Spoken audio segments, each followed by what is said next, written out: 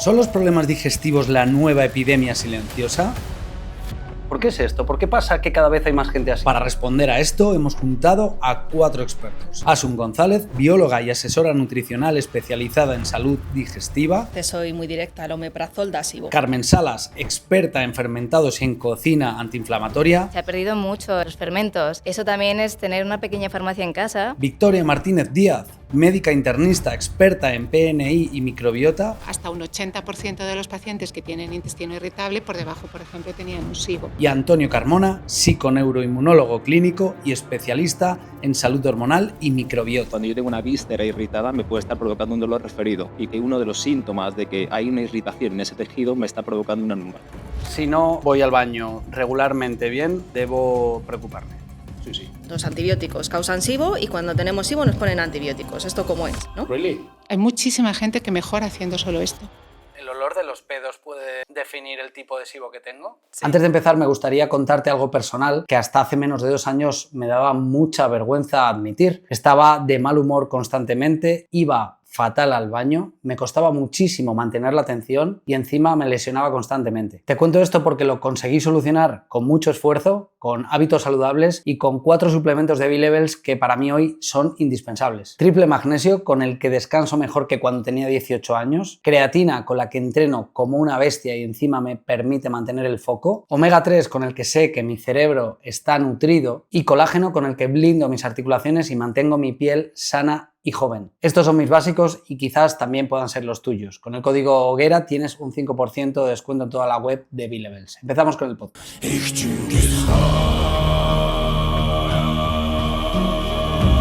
Bienvenidos y bienvenidas a Podcast La Hoguera. Hoy tenemos un episodio nuevamente de Mesa Redonda y la verdad es que me gusta mucho porque cuando hacemos estas charlas no solo estamos varios invitados, sino que también solemos tener público, así que bienvenidos a todas las personas que estáis ahí detrás.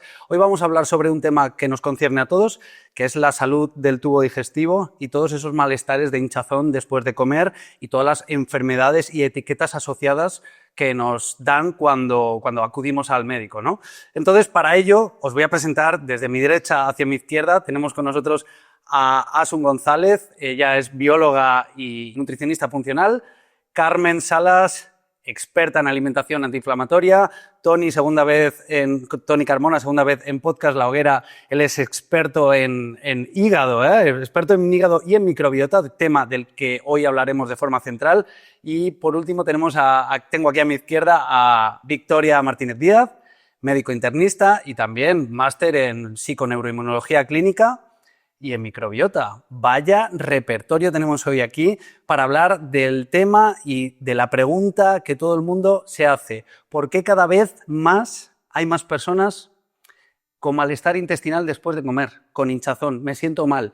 Y además ayer me comentabas, Victoria, que precisamente 2 de cada 3 personas que van a consulta vienen con problemas intestinales, vienen quejándose de la tripa, ¿no? ¿Por qué es esto? ¿Por qué pasa que cada vez hay más gente así? Sí, parece que hay eso como cada vez más gente, ¿no? Como si fuera una epidemia.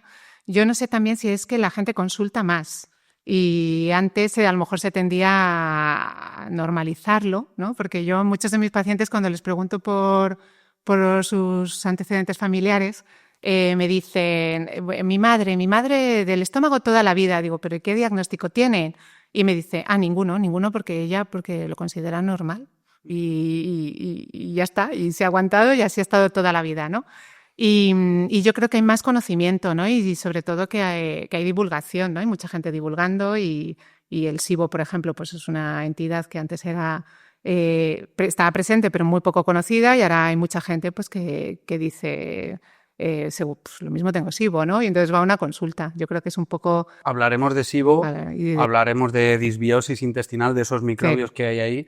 Y tener mucha información, que eso es lo que la posibilidad que tenemos hoy día, nos hace también sospechar antes de detectar esos síntomas, ¿no? ¿Por qué crees tú, Tony, que hay cada vez más personas quejándose de las digestiones y del tubo digestivo? Pues mira, yo creo que hay varios factores, pero hay uno que predispone y es el estrés sobre ellos. O sea, vivimos en un pico de estrés constante y mantener unos niveles de estrés que no es fisiológicamente normal para el ser humano predispone a que haya un montón de situaciones a nivel intestinal y a nivel de toda la fisiología del cuerpo que se inflame y que se permeabilicen las mucosas, ¿no? Que ese intestino, ese sistema de murallas quede con esos agujeritos que hace que nuestro funcionamiento vaya mal.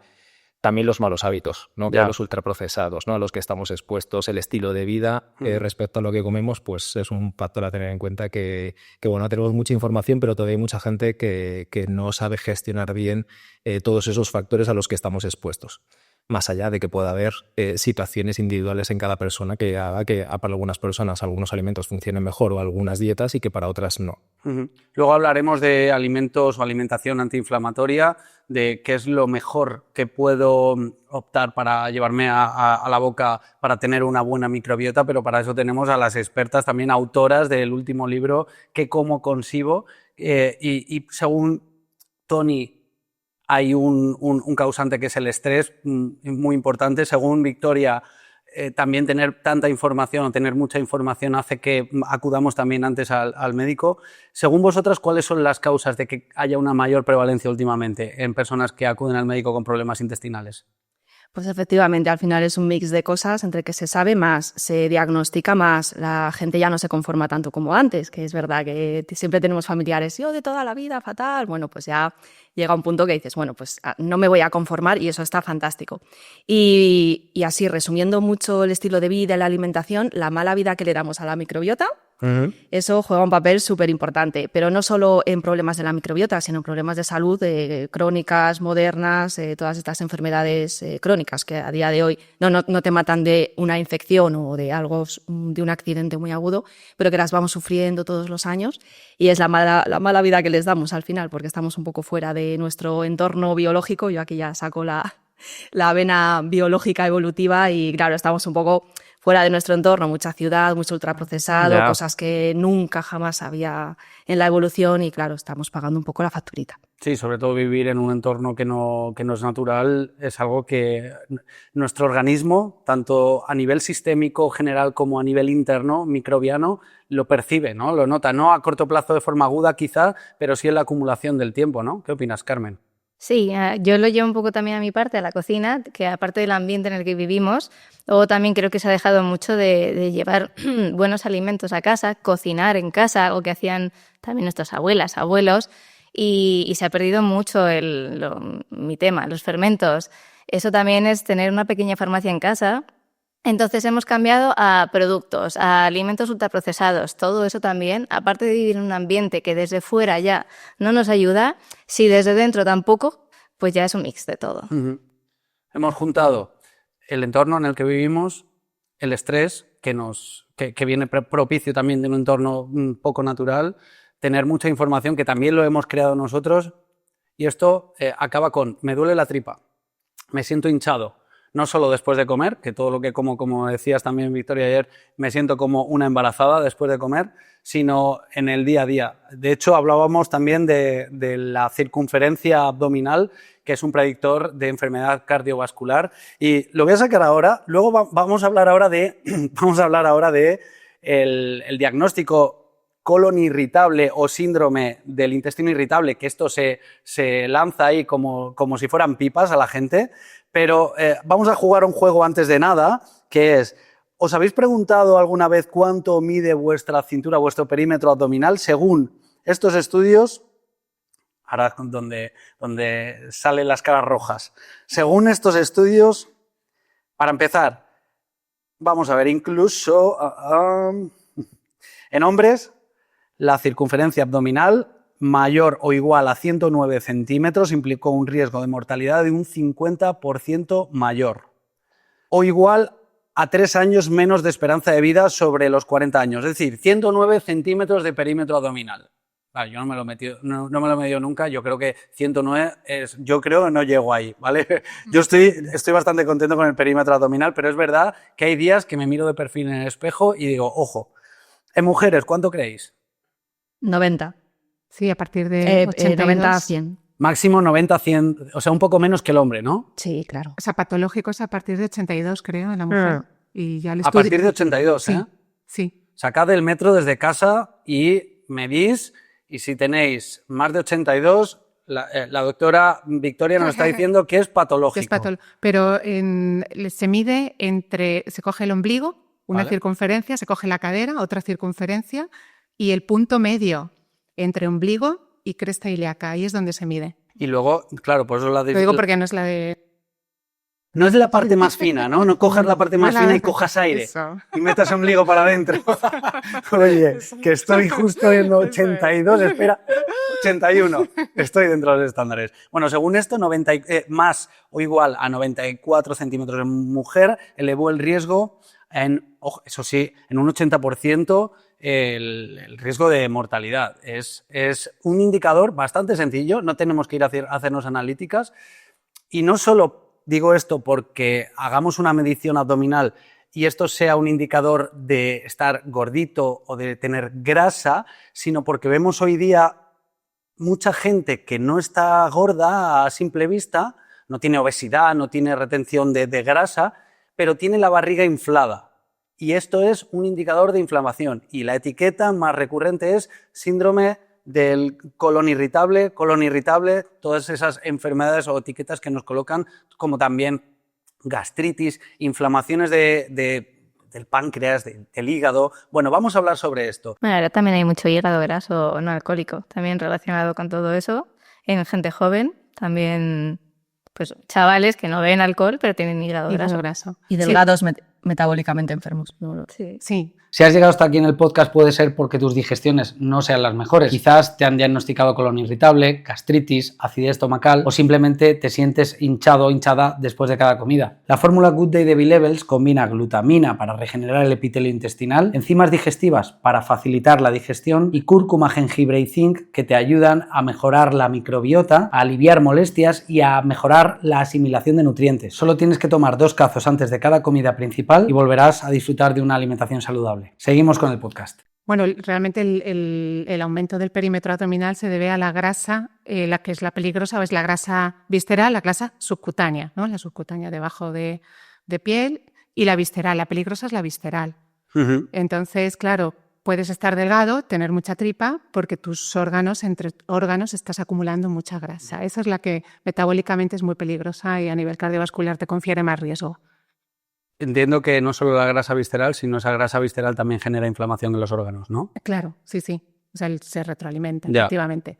Pero bueno, ahora como vamos a hablar, sí, no. Intestino irritable, ahí se supone que no es grasa, sino normalmente producción de gas, lo que te inflama.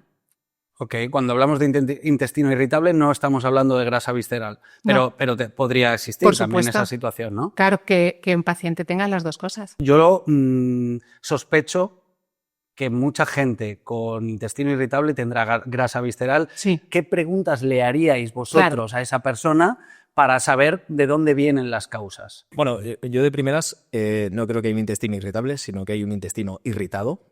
Y esta etiqueta... Yo soy cuando me dices, ¿tú qué eres? Son muchas cosas, ¿no? Soy un quitador de etiquetas. Cuando me viene alguien con síndrome de intestino irritable o colon irritable, le digo literalmente, esto lo hago, Digo, cojo un papel y le digo, pon colon irritable, escríbelo. ¿Vale? Escribo en colon irritable, digo, haz una bola. Haz una bola al papel, abro una papelera y literalmente, y esto luego de verdad, le digo que lo tire. Vale, has venido con una etiqueta. Colon irritable es un conjunto de cosas al azar. Y vamos a ver qué es lo que está fallando, porque a lo mejor lo que tienes es una intolerancia a lactosa, tienes una celiaquía, y cuando te vas con lo que ya sabemos lo que es cuando ya te vas sin la etiqueta y dejas de hincharte porque ya has generado esos cambios, ¿vale? Entonces, ¿yo qué preguntas hago? ¿Qué tal vas al baño? Veces diarias, no diarias. Luego la escala de Bristol, ¿no? Esa escala que sabemos si las heces están formadas mejor o no. ¿Tienes gases? ¿No tienes gases? ¿Huelen mal los gases? ¿Tienes hinchazón después de las comidas? Inmediatamente o después. ¿Manchas la taza? O sea, ir al baño y manchar la taza a diario, o puntualmente te puede sentar algo regular, ¿no? Pero ir al baño y tener que usar la escobilla a modo Terminator... A diario no es me dice la gente, ¿qué es eso? Digo, ¿dejas el frenazo a la Vespa? ¿Ahí? La gente se ríe. Yo, como la gente le da mucha vergüenza, intento normalizar esto. De hecho, hacer perfects es difícil, No sé si tú lo has visto, Asun, tengo una caca de plástico con una sonrisa, con unos ojitos. Entonces, cuando la gente le da un poquito de vergüenza, digo, hacer unas cacas así con esta y la gente ya rompo el hielo y de alguna manera se siente un poquito más cómoda porque hay mucha gente que le gusta hablar de estas cosas. Sí. Pero con los dibujitos. cuando manchas es porque lo haces más blando, pero si tienes estreñimiento, normalmente no mancharás y también es un problema. Sí, eso es. Las caca Bristol 1, 2, ¿no? Las bolitas. Sí. Y además que el problema también es que puede haber problemas a nivel del ano y fisuras, hemorroides muy asociadas al estreñimiento, pero también es un problema en cuanto a la absorción de nutrientes. Si no voy al baño regularmente bien, debo preocuparme. Sí, sí. O ocuparme. Para mí es una señal inequívoca de que algo está fallando. Ya. Es el producto al final, de lo que sale, de cómo funcionas por dentro. Entonces, tu producto final dice mucho de lo que pasa aquí dentro. Hay mucha gente con dolor abdominal, con dolor en la tripa. Sí. Se pregunta, claro, también si hay dolor, de qué tipo, en qué momento aparece. El dolor muchas veces coincide con la distensión abdominal, la distensión o hinchazón abdominal. Yo prefiero llamarlo así por no confundir un poco con el término inflamación, ¿no? Porque es verdad que la gente dice inflamación, pero bueno, inflamación realmente implica sistema inmune, ¿no? O sea, quiero decir, ahí donde tenemos una inflamación es una respuesta del sistema inmune y lo que tenemos en la tripa suele ser hinchazón, distensión, ¿no? Y entonces con los pacientes que tienen mucha distensión pueden llegar a tener dolor, efectivamente, por la propia distensión.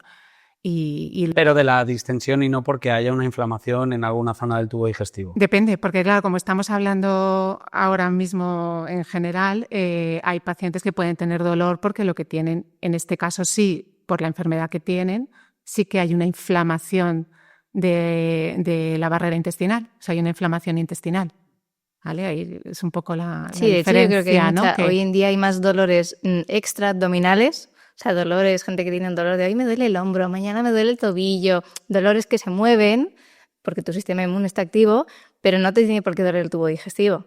Te puede doler cualquier otra cosa y es al final un resultado de tener mal la zona digestiva, pero que activa tu sistema inmune y tienes inflamación en otra parte del cuerpo. Ahí sí, un valor más a tener en cuenta. Yo creo que nosotros que encima somos fisios de base y osteópata, a mí me gusta mucho también entender esa relación visceral al tejido, que muchas veces palpamos y vemos si hay dolor porque se palpa, ¿no? La presión en el ilio o en otra parte y dices, es que está más inflamada esta parte. Pero hay un valor a tener en cuenta desde, por lo menos en nuestro caso yo creo, que son los dolores referidos. ¿Vale? Cuando yo tengo una víscera irritada me puede estar provocando un dolor referido. ¿Y cuántas lumbalgias no nos encontramos? ¿Vale? Que uno de los síntomas de que hay una irritación en ese tejido me está provocando una lumbalgia. ¿En qué zonas, por ejemplo, reflejan en la zona lumbar? En la zona lumbar baja, T5, S1, todos los niveles que son casos típicos, ¿vale? Muchas lumbalgias, incluso dolores hacia la pierna, hacia la rodilla, por un tipo de inervación. Es el sentido de cuando alguien te dice, te da un infarto al corazón y duele el brazo izquierdo. Pues eso es lo mismo, según yo siempre digo que la columna es un edificio con diferentes plantas y en cada planta hay 3 vecinos. Un nervio motor, que es un nervio que da inervación en un músculo, un nervio sensitivo, que da la información de sensibilidad, temperatura, y un nervio vegetativo, un nervio que va hacia una víscera. Sabiendo quién vive en cada planta, si hay un incendio en cada planta, sabemos hacia qué lado está provocando la irritación. De la misma manera que el hígado genera dolor la zona del hombro, por ejemplo. Sí, el hombro derecho, hígado. No me digas. Si tenéis el hombro derecho, ya sabéis, acudid a Toni Carmona. Un hombro derecho que no responde a tratamiento o cosas mecánicas. Angular de la escápula, lo tratas y no es manguito rotado y no es. A lo mejor hay que mirar más allá del hombro. Claro, y es una persona, oye, me duele el hombro y tiene una inflamación, tiene una barriga, unas digestiones horribles y venga a ir al fisio, ¿no? Para tratarnos el hombro. Ya. Hay más causantes, hay más síntomas ocultos o que es difícil relacionar con problemas intestinales o gastrointestinales, ¿no? Hay más cosas que nadie sospecharía de eso y nos pueden estar diciendo, hey, que tienes problemas ahí. ¿Cuáles son? Bueno, y ahí metería a Toni, que sabe mucho de problemas hormonales. Hoy en día mujeres que no tienen la regla, no se quedan embarazadas y a lo mejor hay un problema de base que viene desde la alimentación, la microbiota, cómo afecta luego en el hígado. Allá... Sí, polimorfismos también. O sea, ¿qué son los polimorfismos? Son mutaciones de determinadas enzimas, de determinadas estructuras que tenemos para que todo funcione correctamente y que ya de base muchas veces... Pero que veamos nosotros desde fuera, o sea, yo en mi casa tengo... hablábamos de problemas, por ejemplo, en la piel. La gente que se pone muy roja, por ejemplo. Una histaminosis, ¿no? La reacción al sol. Soy alérgico al sol. No hay alergia al sol. O sea, hay una reacción al sol porque tienes un exceso de histamina, porque probablemente no gestionas bien la histamina a nivel intestinal y el hígado no es capaz de deshacer la histamina correctamente a través de las heces, la orina. Entonces, un factor a tener en cuenta. Determinados granitos, lipomas. Mucha gente, esas formaciones de bultitos de grasa que salen, tiene que ver mucho con una disfunción hepática y la relación que tiene con el intestino. ¿Y en la piel, Victoria? Rosácea, por ejemplo. Rosácea es digamos, diagnóstico dermatológico que en muchas ocasiones lo que se cura curando la disbiosis, por ejemplo, del paciente. Y también asociado al Helicobacter pylori, por ejemplo, podemos ver rosáceas y claro, y en vez de ir una y otra vez al derma y ponerte ahí cremas tal cual, pues trata el intestino, ¿no? Y hay mucha gente que mejora, dermatitis atópicas. ¿Cómo se expresa una rosácea? ¿Cómo se ve en la piel? La rosácea es en las mejillas, un eritema, a veces pruriginoso, digamos... Sobre todo en las mejillas, ¿eh? Sí, es mejillas, rosácea normalmente es en la cara. Sí. La típica imagen de Heidi con los... Sí, eso es, que respeta la nariz. ¿Y eso problema en...?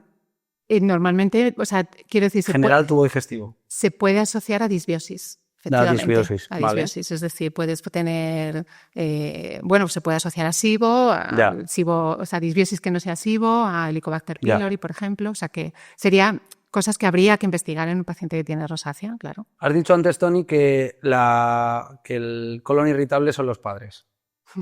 Más o menos, ¿no? Más o menos. O sea, ¿qué es el colon irritable o qué genera colon irritable? Múltiples causas. Por ejemplo, un SIBO puede estar detrás de un colon irritable. Por ejemplo, un SIBO, ¿no? Hay una página que lo describe súper bien, que se llama Guerras Intestinas. Sí, todos. Que habla un montón de causas de este tipo. Intolerancia a la lactosa, intolerancia a la fructosa, polioles, etcétera, etcétera.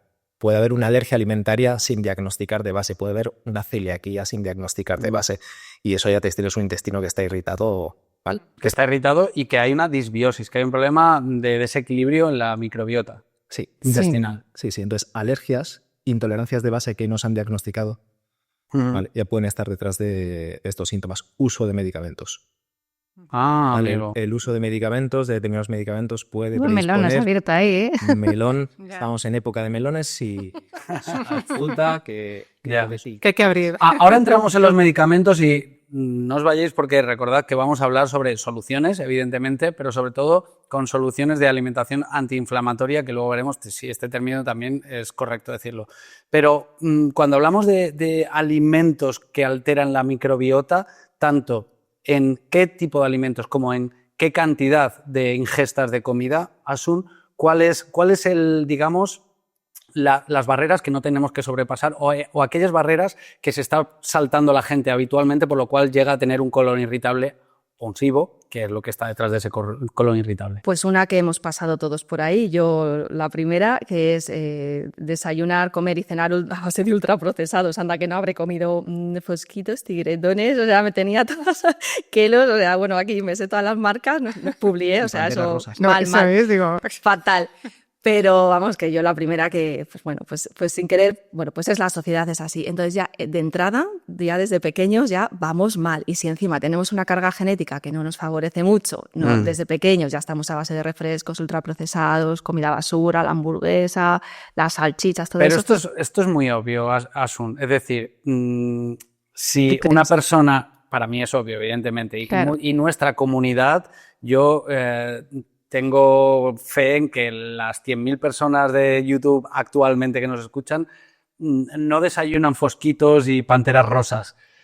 Yo confío o creo más que incluso el público tan maravilloso que tenemos hoy aquí delante son personas que tienen un nivel de conciencia con la alimentación ya medio alto y que creo que es más quebradero de cabeza y más problemático esas personas que están un poco mareados, que escuchan un podcast por aquí, leen un artículo por allá, todo esto, se leen sus libros y aún así no mejoran, ¿no? Ese caso, yo quiero entrar ahí. ¿Cuáles son esos casos? ¿Qué están comiendo mal y tanto en cantidad como en calidad? Buen punto. Dicho, ahora te respondo, pero por favor, un breve repaso a los ultraprocesados que tenemos en casa por ahí, porque es que te puede sorprender, que a veces dices, bueno, pero... Vale, pero eso si me gusta más, una... que haya gente que no sepa lo que es un ultraprocesado. También. Eso, que no sea tan evidente como una pantera rosa. Sí, vale, que no es tan evidente. No te interrumpo más. No, nada, esto es una conversación. Sí, efectivamente, porque sin querer, quien más, quien menos, pues tiene una galleta, alguna cosita por ahí. Pero bueno, ponemos que estamos haciendo una alimentación 80% correcta. Entonces vamos un paso más allá. ¿Cuál sería la alimentación un poco ideal para evitar todos estos problemas digestivos y problemas de salud asociados, sean de piel, etcétera, etcétera? Sería una alimentación tirando a alimentación antiinflamatoria. ¿Y qué es una alimentación antiinflamatoria? Porque aquí está, de los que no creen en el SIBO ni en la microbiota, está de los que no creen en la alimentación antiinflamatoria, que dicen que eso es un invento. El término antiinflamatorio, para mi opinión, surge un poco en reacción, que no debería existir, porque no deberían existir los ultraprocesados, pero surge en reacción a, oye, es que existen los ultraprocesados y la comida basura que nos inflama, vamos a hacer una alimentación que no te inflame o que no te cause problemas de salud. Entonces lo llamamos alimentación antiinflamatoria, pero que no es más que comer lo que comíamos hace muchos años, lo que comían nuestras bisabuelas. Si lo simplificamos mucho, pescado, verduras. Vale, pero Asun, tú me estás diciendo qué es lo que tenemos que comer. Yo quiero que me digas qué es lo que no tenemos que comer. Vale, entonces lo que no, si hemos asegurado eso, esos dos pasos, ultraprocesados no y alimentación antiinflamatoria, lo que no tenemos que comer es muchas veces, y ahora te digo otras cosas, muchas veces en el día, porque se ha visto que picotear mucho, comer muchas veces en el día, las típicas 5 comidas, incluso comer muy tarde, eso afecta a la motilidad y si afecta a la motilidad nos va a causar SIBO y problemas de microbiota y de salud. Edulcorantes, que aunque no corten el ayuno, chicles, caramelos, hay un montón de aditivos de edulcorantes, la sucralosa, el acesulfamoca, el aspartamo. Estos son ultraprocesados. Son chicles que no te cortan el ayuno porque son sin azúcar. Todo lo que tiene un sabor o refresco, así como de dulzor y tal, al final es un químico. O sea, digamos que no te ayuda. Los chicles, mal asunto, sobre todo si estás jodido. Chicles, pero incluso la proteína en polvo muchas veces hay que mirar también qué edulcorantes lleva, porque hay edulcorantes dentro de esa gama, hay ciertas calidades, ¿vale? Digamos, y entonces hay que mirar lo que dice ella, acesulfamoca, sacarina, aspartamo, eso es lo peor. Luego los hay mejores, pero también depende de cada uno. Pero sí, edulcorantes, ahí estoy contigo que no te ayudan. Claro, entonces quizá llevamos una alimentación súper estupenda, somos ahí súper atletas y nos tomamos nuestra proteína y claro, empiezas a ver las etiquetas de los suplementos y hay veces que te encuentras aditivos de todo tipo. Incluso el otro día leía sobre los carragenanos que llevan muchas leches vegetales. ¿Qué son los carragenanos? Es una especie de espesante para que la leche vegetal no sea agua pura, que le echan que un 1%. En las leches vegetales. Sí, llevan un poco de espesante para que no se te quede luego como agüilla clara y tenga un pelín de consistencia. Llevan goma santana a veces también, pero... Pues los carragenanos se ha visto que afectan negativamente a la microbiota y quedan SIBO.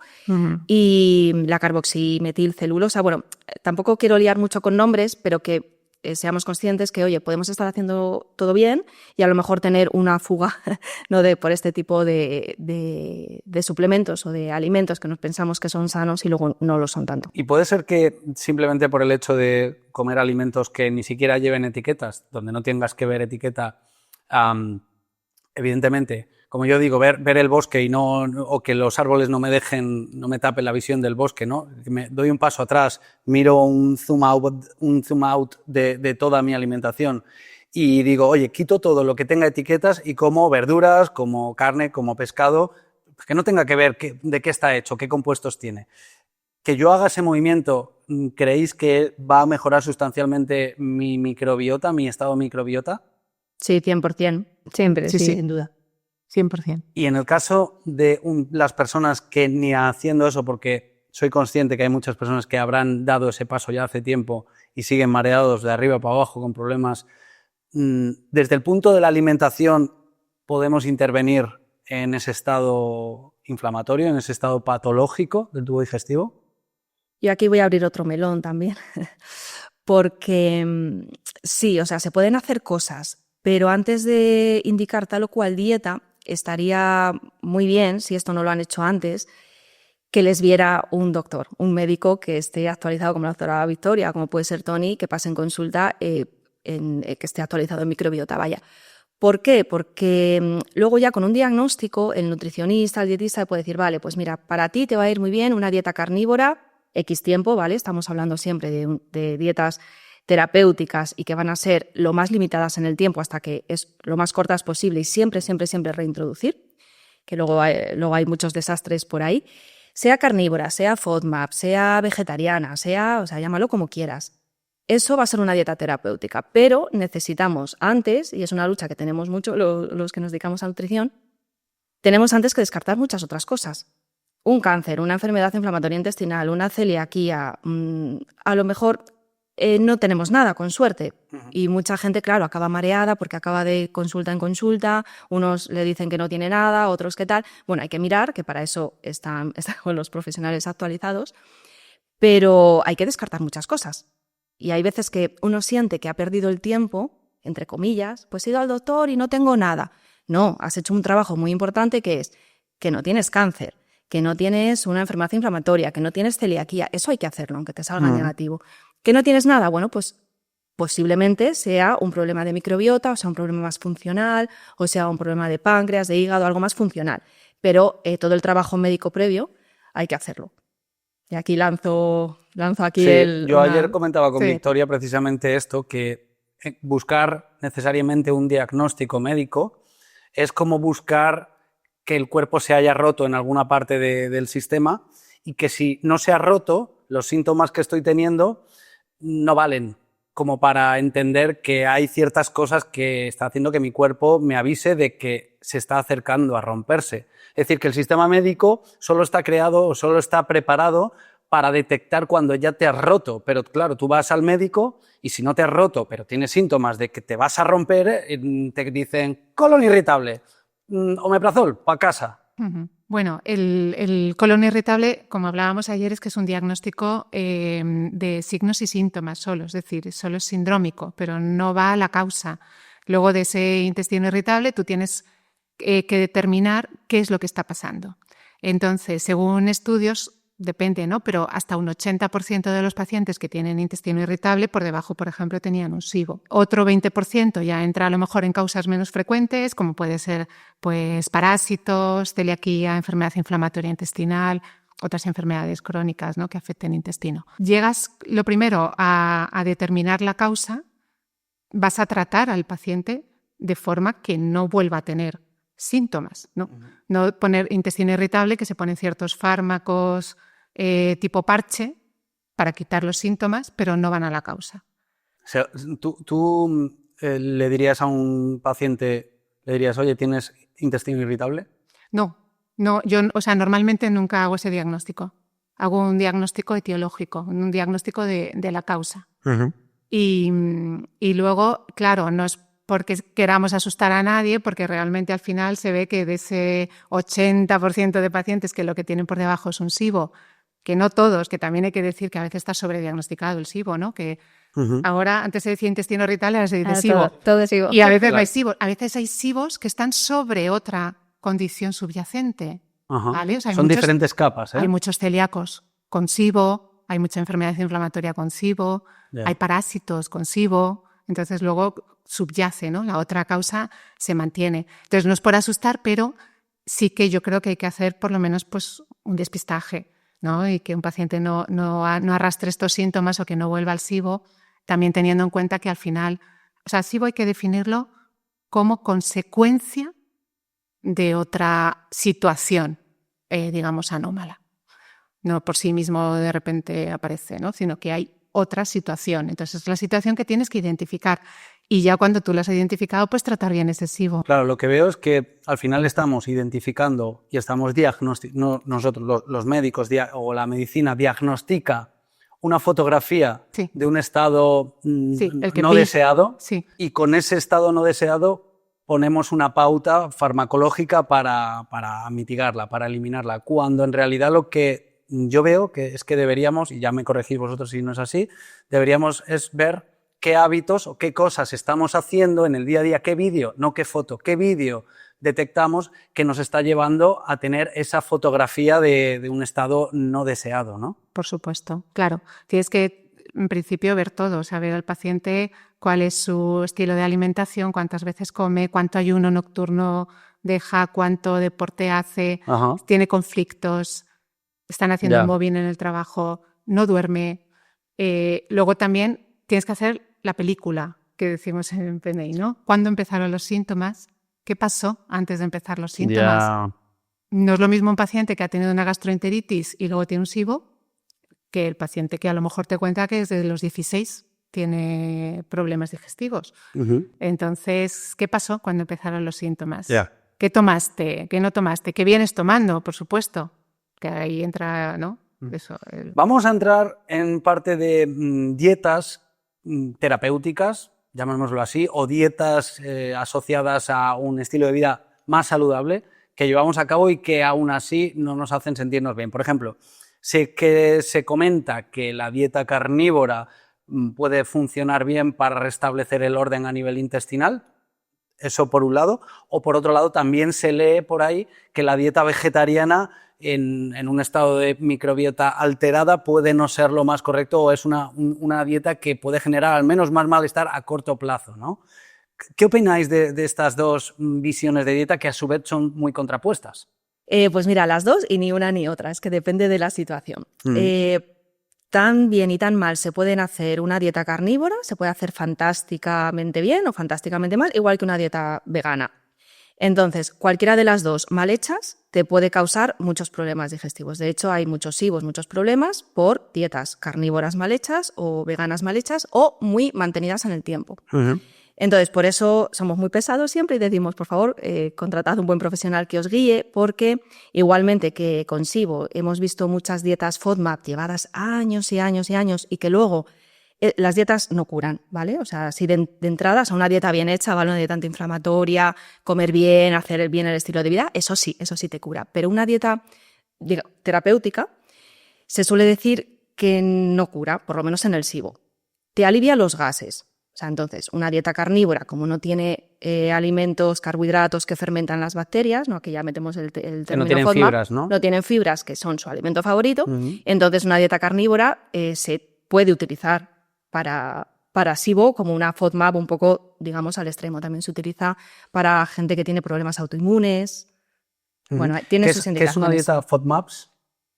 La dieta FODMAP es, así como muy en corto, son las siglas de carbohidratos fermentables.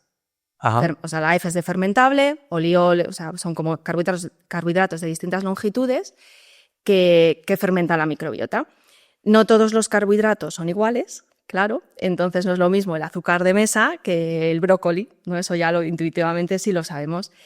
¿Qué pasa y cuál es un poco el problema y aquí el problema de las dietas FODMAP? Que, por ejemplo, la glucosa, el azúcar de mesa, eso no se considera un FODMAP porque aunque sea un carbohidrato, es un azúcar puro, eso no lo fermentan las bacterias, bueno, que es malo para ellas, ¿vale? Porque hacen crecer de las malas. Vale.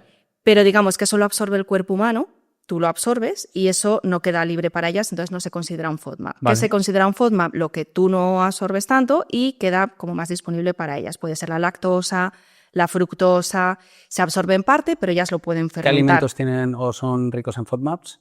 Pues la leche. ¿Leche? Leche porque tiene, la leche porque tiene fruta, lactosa, lácteos. Legumbres. Las legumbres que tienen muchos fructanos, galactanos, todo ese tipo de compuestos. En especial los fructanos que tienen cebolla, ajo, puerro, espárragos. Ya entramos en el colapso de, hostia, no puedo comer nada. Ya. Básicamente. Ahí está, claro, ahí está Ya. el problema. Entonces, Ya. ¿qué pasa con este tipo de dietas? Que si se restringen todos esos alimentos sanos, los microorganismos, Los matas de hambre. los matas de hambre, pero los buenos y los malos. Entonces, ¿se puede utilizar un tiempo corto para decir, por favor, me quiero deshinchar una semana? Sí, se puede usar, pero siempre reintroduciendo porque al final no comes nada. O sea, puntualmente una dieta carnívora, una dieta incluso cetogénica, que no tiene, bueno, depende de cómo la veas, ¿no? Puede ser interesante para reducir la inflamación, sobre todo para reducir también los gases, ¿no? Esa inflamación, o sea, esa hinchazón producida por de todas estas fibras, que no me salía la palabra. Yo quiero decir algo. Dispara. Yo creo que hay que individualizar siempre. No todo sirve para todo. Todas tienen su parte buena, su parte mala. Hay gente que la cetogénica es maravillosa. Hace poco tuve una paciente que la pusieron en cetogénica e ingresó al hospital los 8 días. han visto unas mutaciones en las que no deshace las grasas, ¿vale? NASAPO, podría hablar técnicamente todo esto, y a esta mujer, lo que a otras personas la cetogénica le va bien, a esta mujer la mataba. Dependiendo qué grasas, claro. Claro, hay dietas en las que el hacer el ayuno está muy bien, y otras personas que tienen una enfermedad de Gilbert, con un problema de la bilirrubina, un problema de hepatobiliar, en las que a lo mejor el ayuno no es tan positivo para este proceso. Yo creo que hay que individualizar mucho. Ya. Entonces, el problema igual no han gestionado bien para su metabolismo lo que ellos necesitan, porque escuchan cetogénica y a lo mejor a esa persona la cetogénica no le va bien. Entonces veo gente que defiende cetogénica, veganismo, tal, y creo que todo tiene su cosa positiva y cada persona tiene una parte positiva. Para mí, una vez que hemos solucionado síntomas, que ya no hay nada irritado y que estamos más o menos bien, pero siempre tenemos que tener cierto mantenimiento, yo soy muy fan de hacer una cosa que es un poco copia de una cosa tuya, ¿vale? Se lo digo a la gente, y es pasar por diferentes situaciones durante, ¿vale? Estar una semana, unos días vegetariano, unos días, si todo funciona bien, antiinflamatorio, unos días, low carb, ¿sabes? Entonces yo hablo a los pacientes del intestino híbrido. Vale. Entonces yo soy muy fan de hacer de que mi intestino y que mi microbiota tenga una microbiota híbrida y que sea capaz de gestionar todo en cada momento, salvo que me encuentre de base que esta mujer no deshacía bien las grasas, que es un caso como muy puntual y ha hecho todo, y le han tratado muchos de los compis de renombre que ya los conocíais y bueno, ellos tampoco sabían que había de base una disfunción compleja. Y además que puede ser que dentro de ese viaje experimental de alimentos híbridos, de hoy como vegetales, mañana carnes, pasado grasas, etcétera, te des cuenta o se te encienda la bombilla de cuáles son los que mejor te sientan y lo instaures de forma más crónica en tu vida, un tipo de alimentación que ni siquiera te habías dado cuenta que eso era para ti. Eso es, pero también tenemos que tener en cuenta que hay algunas disfunciones que a lo mejor hay cosas que te están sentando bien, pero están perjudicando a otras. O sea, debe hilar finísimo una persona que lleva dando vueltas mucho tiempo y que tiene problemas graves. Claro. Pero considero, y corregidme si me equivoco, que no será el problema del 90%, 95%, 99% de la población. Y de todas maneras, ahí tengo que decir que para hilar fino también, al final hay que ser responsable de tu salud, que está muy bien que vayas a profesionales, a uno, a otro, pruebes, siempre probar en tu cuerpo, pero es que nadie mejor que tú va a saber qué le sienta mal, qué le sienta bien, qué te da energía, qué te deja hecho polvo, cómo vas al baño. Entonces, por mucho que un médico te diga que hagas esto, que hagas lo otro, un profesional, tú tienes que dedicar un ratito al día a decir, vale, hoy, ¿cómo me siento? ¿He comido esto? ¿Qué tal estoy? De energía, tal.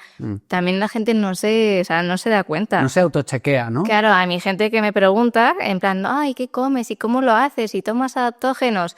Digo, pues toma algunos me sientan bien, otros mal. He probado, digo, pero eso es mi caso, no puedes hacer lo que yo hago porque a lo mejor a ti no te sienta bien. Entonces, mi consejo es también que la gente piense un poco más hacia adentro, decir, ¿cómo me siento? ¿Qué he comido? ¿Qué no he comido? Prueba en tu cuerpo. Que lleven un diario. Yo muchas veces les digo, haz un diario, por favor. Justo.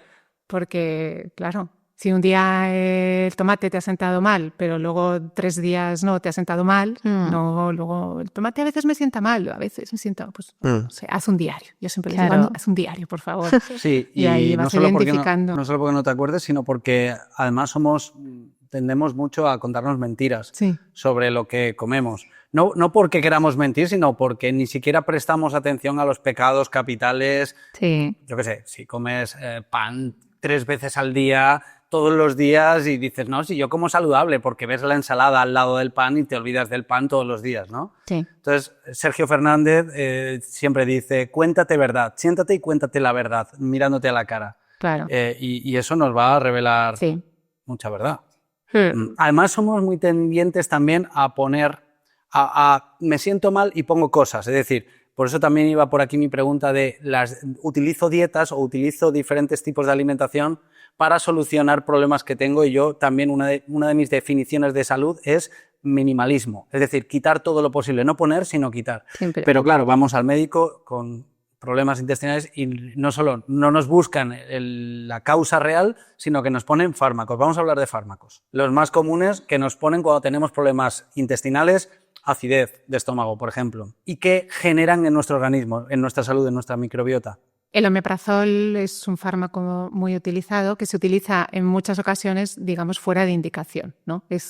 El omeprazol yo lo pondría como uno de los más frecuentes, ¿no? Fuera de indicación, porque, claro, tiene unas indicaciones, digamos, que no son muchas, que son 3 o 4, las de, ¿no? Las donde lo tienes que poner bien, y omeprazol, digamos, de forma crónica, que es ahí cuando se abusa, ¿no? de esa pauta, pues hay muy pocas, ¿no? Entonces, hay gente que solo por síntomas ni siquiera tiene a lo mejor irritación de la mucosa esofágica, ¿no? Lo que es esofagitis, o no hay Helicobacter pylori, pero tiene síntomas y se pone el omeprazol, ¿no? Tengo un poco de acidez y me pone el omeprazol, ¿no? Sí, normalmente se suele investigar un poco, se puede hacer endoscopia, se puede ver si tienes esofagitis. Si hay esofagitis, pues dependiendo del grado de la esofagitis, pones omeprazol, porque la cura durante unas semanas. ¿Qué sientes en la esofagitis? La esofagitis es el ardor, ¿no? Es la esofagitis péptica por reflujos, pues esa sensación de ardor, de regurgitación, ¿no? Entonces, cuando hay esofagitis se pone, pero se tiene que quitar. El problema es cuando no se quita, que hay muchos pacientes que lo tomaron, la esofagitis está curada, pero luego siguen teniendo, le quitas y siguen teniendo. Entonces ahí muchas veces lo que hay es otro problema intestinal, muchas veces es disbiosis, simplemente lo que tiene el paciente. ¿El omeprazol cura la esofagitis? La cura, cuando es una esofagitis por reflujo péptica, el omeprazol sería digamos, lo que hay que poner, pero como digo, siempre limitado. Ajá. O sea, Tony no está de acuerdo. Si hay un reflujo, ¿no? Ya, claro. Pero puedes no poner... A ver, lo que quiero decir es la indicación convencional, que lo que hay que hacer, sí, porque la mayoría de la gente lo está poniendo, es quitarlo. Lo que no se puede hacer es mantenerlo en el tiempo, ¿no? Y, hombre, si un paciente tiene una esofagitis de grado D y está fatal, el omeprazol le puede ayudar. Sí, en forma aguda, igual, ¿no? Claro, de forma exactamente limitada y en fase aguda. Igual que cuando estás intentando quitar un pylori, ¿no? Pues también se ha visto que la erradicación es mucho más alta. Pero bueno, yo hablo de esos omeprazoles que se ponen como protector, que dicen protector gástrico, ¿no? Que la gente piensa que está protegiendo su estómago y lo que está protegiendo es a la bacteria que va a entrar a tu estómago y a tu intestino. Y al final acaba corrosivo. Exactamente, porque has quitado, ¿no? Estás quitando tu acidez, que te está protegiendo, ¿no? Esa barrera natural que tenemos que hace que... O sea, que el omeprazol te cura los síntomas agudos, pero te genera otro problema mayor. Claro, a largo plazo aparece esa hipocloridria que hace que no estés protegido. Y que venga una acidez mayor todavía.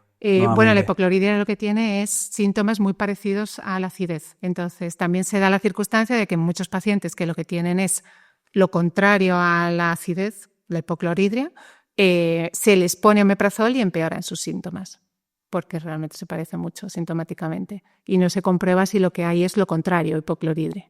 Cuéntanos, Tony, sobre es una mirada nada más. Cuando había comentado que... Bueno, has dicho el omeprazol cura la esofagitis, ¿sabes? Sí, no lo he afirmado, lo he preguntado. Sí. O sea, yo digo, si hay una esofagitis, algo está ocurriendo para que claro. lo que tengo que buscar, ¿vale? Entonces, ya está, simplemente es eso. O sea, yo lo que buscaría es, está muy bien, si el omeprazol me lo tomo durante un tiempo puntualmente y lo mejora, pues perfecto, ¿sabes?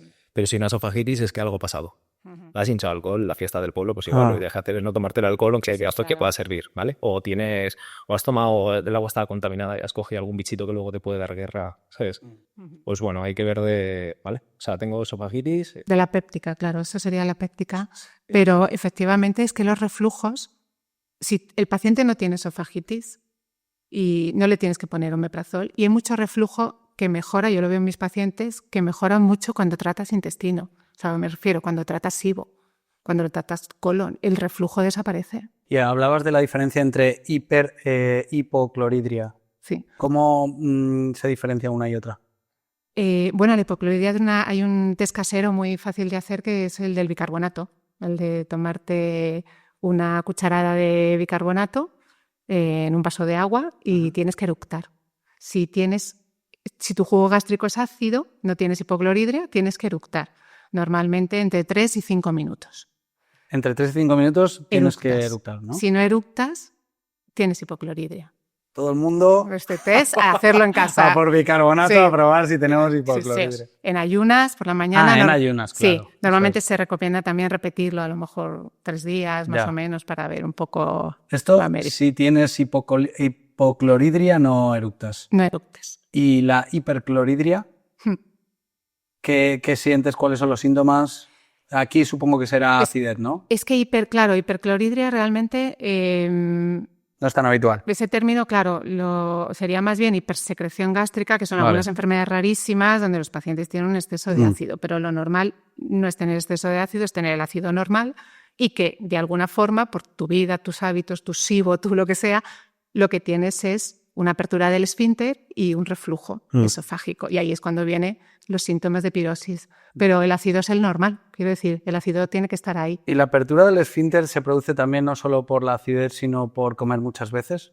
Claro, o sea, se produce...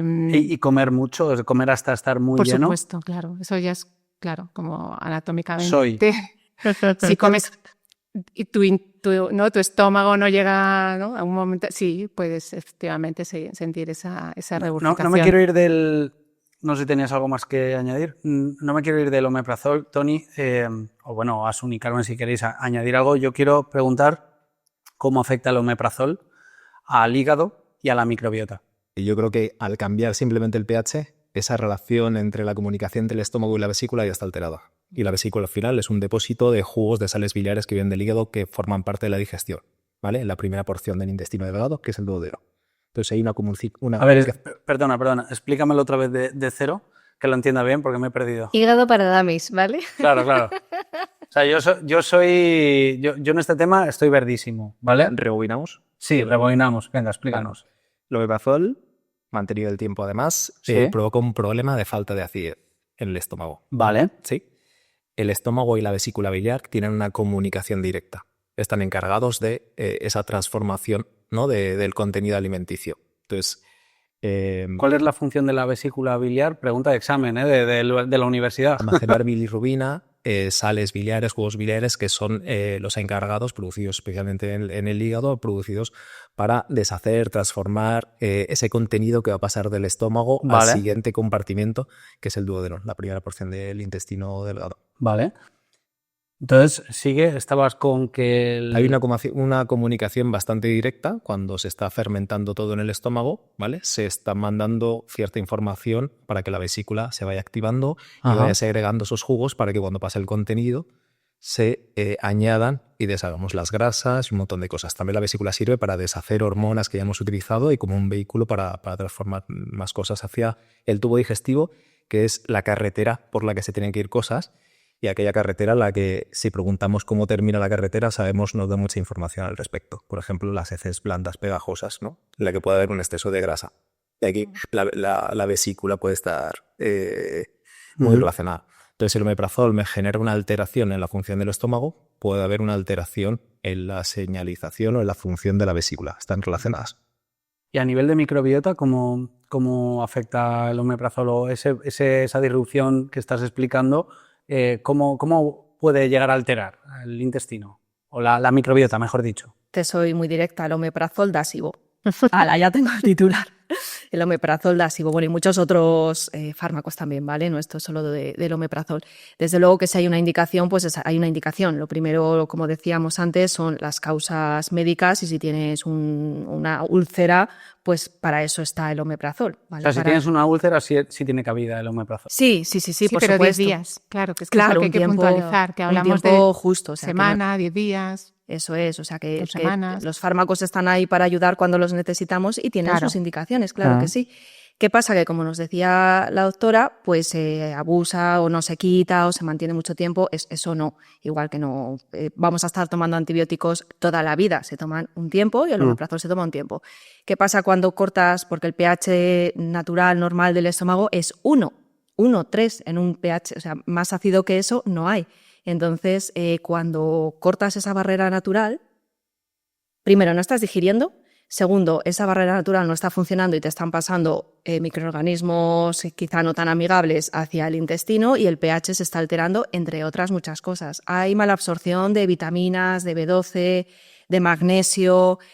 Se aconseja, o sea, la microbiota no es buena idea, ¿vale? Si lo necesitamos por una causa médica porque tenemos una úlcera, estupendo, pero a largo plazo no son protectores gástricos para nada, yo los llamo estropeadores gástricos. Vale. Que nadie se tome un protector mal llamado protector gástrico, un IBP, omeprazol, esomeprazol, etcétera, para hacer mejor las digestiones, porque no las hace. Para eso funcionan mucho mejor las enzimas digestivas. Si hay alguien que no, voy a salir fuera, voy a comer hasta que explote, ¿no? Porque tengo una boda, un evento, pues llévate enzimas digestivas que te van a ayudar un poquito más. Pero si eres una persona que tienes problemas habitualmente digestivos, quizá no sea la mejor idea hoy decir, venga, voy a salir hasta comer hasta explotar, ¿no? A ver, no, obviamente. A ver, es que pongo casos como pero la vida pasa, la vida pasa. Pero claro... Si estás mal, si haces cosas para estar peor, pues oye, hazle tú, pero si estás mal no deberías hacer eso. Esas excepciones son cuando estás bien, cuando ya tienes una salud que puedes mantener. Pero si no, no hay pequeñas permisiones, o por lo menos como yo lo veo. ¿Cómo es estar bien? ¿Cómo definirías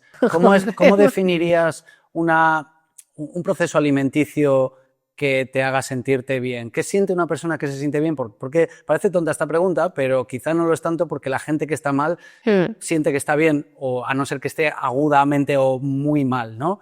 Pero normalizamos el estar mal. ¿Cómo es estar bien?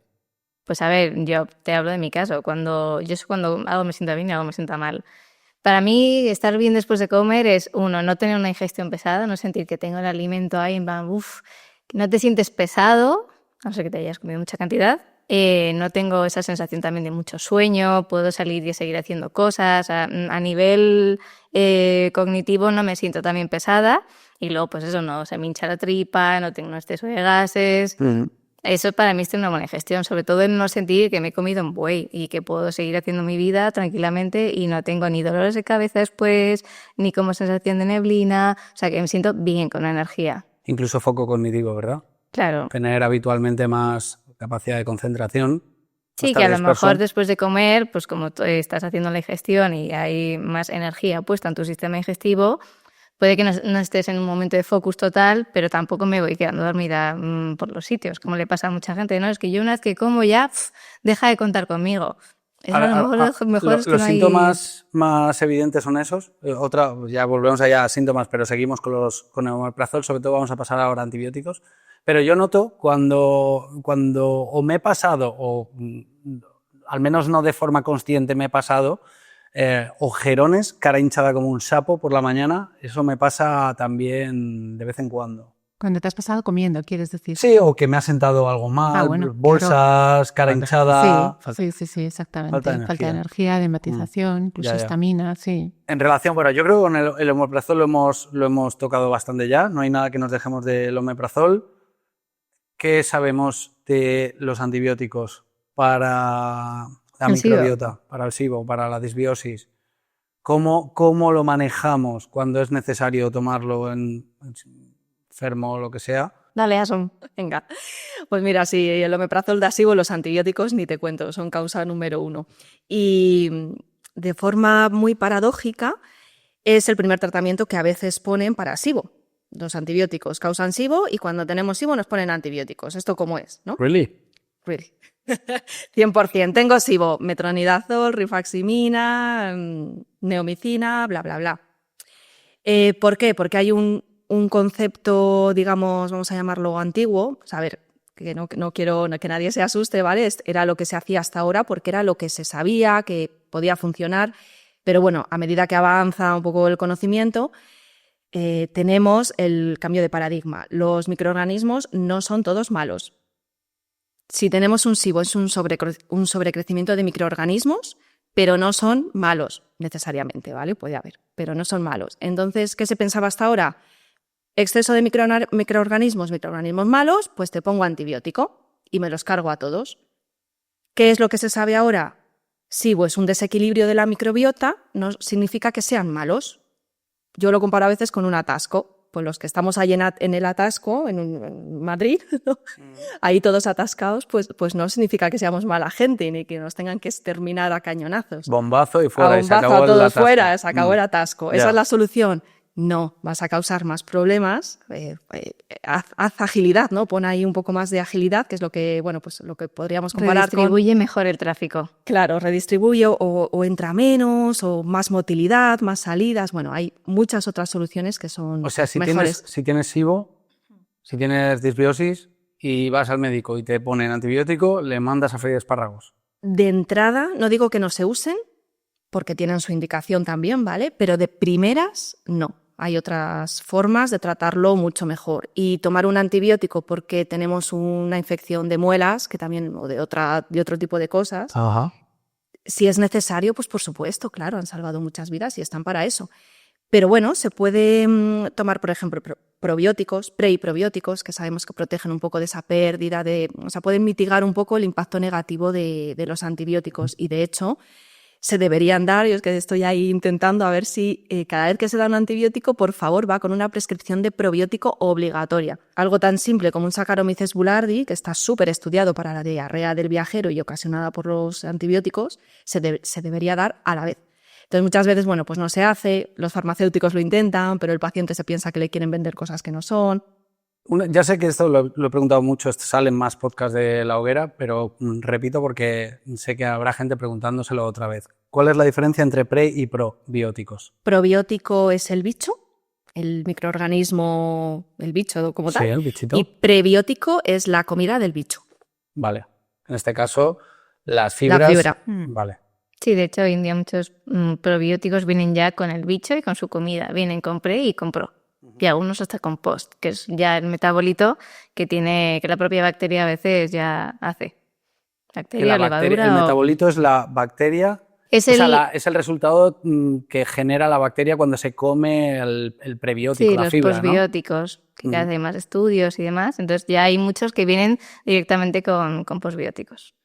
Y esto a nivel suplementado, y ahora voy a hablar de una noticia que ha sido bastante interesante últimamente, pero a nivel de suplementación, hablar de probióticos y de prebióticos es algo que es bastante novedoso, pero no sería necesario si nos alimentáramos de forma correcta, ¿no? Es decir, los alimentos ya nos nutren de todos esos pre y probióticos, ¿no?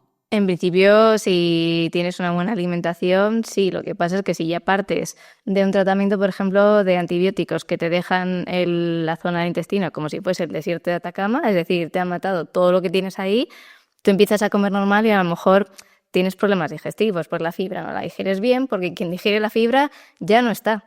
Entonces, al final, a lo mejor con algún suplemento, algunas enzimas digestivas que te ayuden poco a poco a volver a empezar ese proceso digestivo, pues sí, pero vamos, una buena alimentación es la base de todo.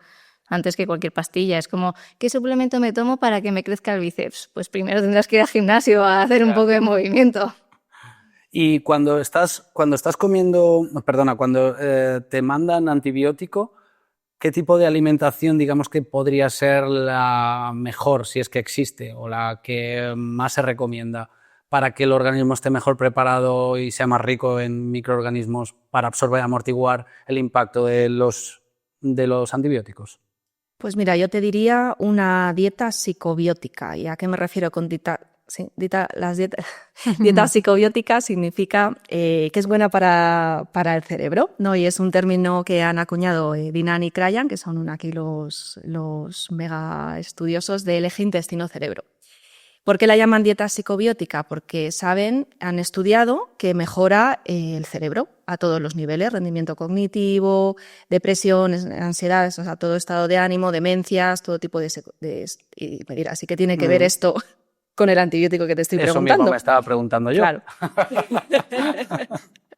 ¿Verdad que nos viene esta? Porque esa dieta psicobiótica se compone de mucho prebiótico y mucho fermentado. Entonces, ahí tenemos en los fermentados, tenemos los bichos, los pre, los post, aquí ahora Carmen nos cuenta todo lo que tienen los beneficios de los fermentados, y mucho prebiótico, que es la comida, como decimos, de los bichos. Entonces, con esas dos cosas, hablando de alimentación, ¿vale? Con esas dos cosas vamos a mitigar un poquito el mal efecto de los efectos secundarios del antibiótico, pero a la vez vamos a potenciar el efecto del antibiótico como tal. O sea, vamos a tener menos efectos secundarios y mayor efecto, que también se ha visto que si combinas un antibiótico con un pre y probiótico, vas a tener mejor efecto que el o sea, antibiótico solo. De una alimentación más rica en vegetales y rica en fermentados. Sí. Fermentados como son kéfires.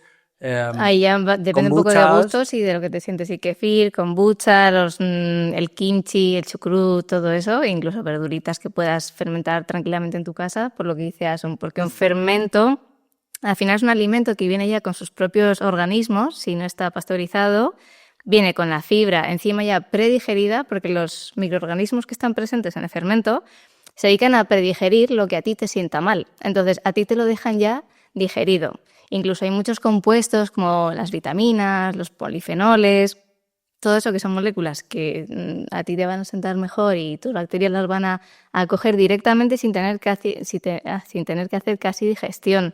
Porque todos esos microorganismos presentes lo han predigerido y te lo dejan en bandeja. Tú tienes una mejor digestión, tienes principios bioactivos mucho más disponibles, como son vitaminas. La vitamina C en el chucrut, por ejemplo, salvó del escorbuto a muchos marineros. Vitamina K2, por ejemplo, en el natto típico japonés, que también es buenísima. Y luego también hay muchos fermentos que son altos en ácidos grasos de cadena corta, que van súper bien también, son al final, digamos, la energía de nuestras células del intestino. Ayudan a la reparación y, bueno, es que hay muchas cosas del mundo de los fermentos. Sí, pues guárdate todo ese listado de cosas interesantes porque las vamos a ver después de que tratemos el tema de la bacteria, Veillonella, es que es difícil de decir, el metabolito que han encontrado estudios científicos que dicen que si ese metabolito que generan nuestras bacterias puede producir arteriosclerosis. Sí. Cuéntanos, Victoria, ¿de qué se trata este hallazgo? Bueno, esto es un estudio publicado hace poquito en Nature, que ha sido de los investigadores del CENIC, creo que es, a ver si lo digo mal, creo que sí. Lo que han es identificado otro metabolito de la microbiota, ¿no? Exclusivo de microbiota. Ya conocíamos el TMAO, ¿no? Que es el que se ha venido manejando todos estos años, y este es el propionato de imidazol. Propionato de imidazol, efectivamente. Entonces lo que se vio es que tenía como directamente en los pacientes estudiados, había provocado arteriosclerosis. Y este propionato de imidazol lo producen sí. bacterias proteolíticas, es decir, que comen carne. Sí, bueno, ahora revisando el estudio no estaba claro, realmente las cepas todavía quedan un poco por estudiar, pero dicen que había como una tendencia sobre crecimientos de colis y gelas, y además la existencia de esta Veillonella con un déficit que ahora no me acuerdo qué era, de la corinebacterias. Eso es. O sea, hablamos que proliferan ciertas bacterias, ¿no? Proliferan unas, faltan otras. Normalmente también. Proliferan bacterias que fermentan, que deshacen la proteína, y faltan las que fermentan la fibra. Vale, o sea, es una disbiosis. Una disbiosis. Es un desequilibrio. Exacto. Sí. Y como producto de esta disbiosis falta un ácido graso de cadena corta, como hablaba super spicy, ¿vale? Que se llama ácido butírico, que es un gran regulador de este propionato. ¿Vale? Hay varios ácidos grasos de cadena corta, algunos positivos y otros negativos. Y tenemos uno especialmente potente, que es el ácido butírico, y este butirato parece que es un regulador. Cuando falta este regulador y se expresan otros, en especial este compuesto, facilita resistencia a la insulina y facilita la expresión de sustancias inflamatorias dentro del endotelio de la capa del vaso, favoreciendo que aparezca la arteriosclerosis junto a algunos otros factores. Vale, vamos a hacer un resumen hablando en cristiano, ¿vale? Vamos a hacer un resumen hablando en... Importante, comer de todo. Propionato y imidazol. Resumen. ¿Quieres probar el resumen? Sí, pero en cristiano. Hay que comer más verdura y bajar el exceso de carne procesados. Sí, vale, pero un poco menos, un punto menos, como la carne. Propionato de imidazol es un metabolito, el resultado de la reacción de ciertas bacterias que se alimentan de la carne y que se produce proteínas, cuando falta... proteínas, pero bueno, en general, sí, proteínas también de pescado, ¿no? O las proteínas que pueden venir de ciertos vegetales. Pero la problemática de la arteriosclerosis es porque faltan ácido butírico. ¿De dónde viene? De la fermentación. También. La fermentación de fibras. Vale. Sí. Todo tipo de fibras vegetales, ¿no? Bueno, hay ciertos tipos de bacterias que cuando fermentan la fibra que les llega generan el ácido butírico y que es necesario lo que dice él, porque hay varios ácidos grasos de cadena corta. Está el acetato, el propionato, el butirato, y como todo en la vida no es una cosa u otra, es que haya un equilibrio entre todos, porque todo tiene su función. Si no tienes butirato y consumes mucha proteína, da igual que sea carne, puede ser pescado o lo que quieras, si tienes un exceso de esas bacterias, pues al final pues, te puede generar una arteriosclerosis. Y las bacterias proliferan por darle más proteína. Yo meto más proteína y esas bacterias crecen en mi intestino. Bueno, metes más proteína y dejas de tomar otras cosas como verdura o cosas con fibra. Sobre todo es como una competición, ¿no? Por el sustrato. Ya. O sea, esto lo saco porque ciertos divulgadores con sesgos veganos o vegetarianos utilizaban este estudio para defender su sesgo, para decir que comer proteína animal es malo y que produce arteriosclerosis. Pero la proteína es súper necesaria, por favor, o sea, una lanza, todo en equilibrio, ¿vale? A ver, los veganos comen proteína, lo que pasa que de otras fuentes, como pueden ser las legumbres, que dependiendo de en qué caso, yo por ejemplo, con mi patología autoinmune, me encantan algunas legumbres, pero no puedo usarlas, de vez en cuando las como, las fermento mucho, pero en mi caso yo no podría vivir de una dieta vegana porque tendría muchos problemas inflamatorios e intestinales. Sí, si no metieras proteína animal.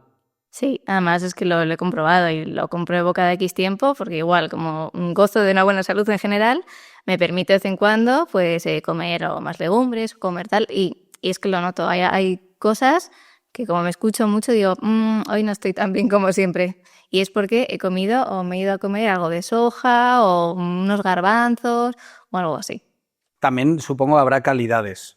Siempre, y depende de cómo lo cocines, igual. Yo uso mucho la fermentación para que me ayude a quitar todo lo que mi cuerpo va a digerir peor.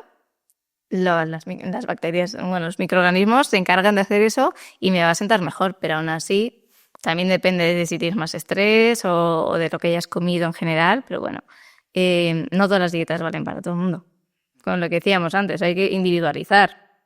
También yo tengo que decir una cosa, y es que es solo una, que somos humanos, híbridos, a ser posible.